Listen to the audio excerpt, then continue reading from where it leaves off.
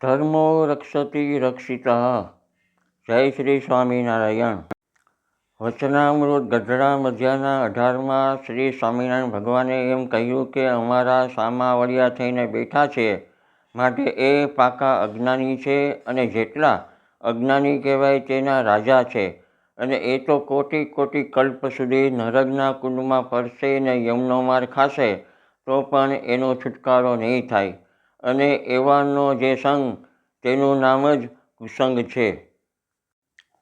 ભગવાન શ્રી સ્વામિનારાયણ કહે છે કે અમારી લખેલી શિક્ષાપત્રી શ્લોક નંબર 71માં અમારી એવી સર્વે સત્સંગીઓને આજ્ઞા છે કે અમારા ધર્મવંશી આચાર્ય સાથે ક્યારેય પણ વાદ વિવાદ ન કરવો.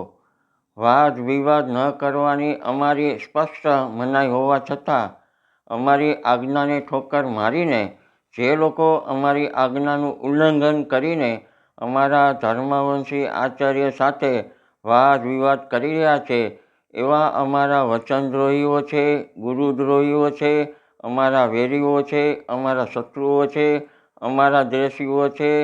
આવા કુસંગીઓ અમારા સામાવડિયાઓ થઈને બેઠા છે. વચનામૃત ગઢડા મધ્યનું 18મું અને શિક્ષાપત્રી શ્લોક નંબર 71. આવા કુસંગીઓ શિક્ષાપત્રીનું ઉલ્લંઘન કરનારા છે, માટે સંપ્રદાયની બહાર છે. શિક્ષાપત્રી શ્લોક નંબર 207.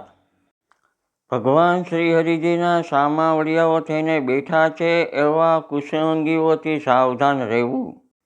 અસ્તુ. શ્રી લક્ષ્મીનારાયણ દેવની જય. શ્રી નરનારાયણ દેવની જય. શ્રી છપૈયાવાસી ઘનશ્યામ મહારાજની જય.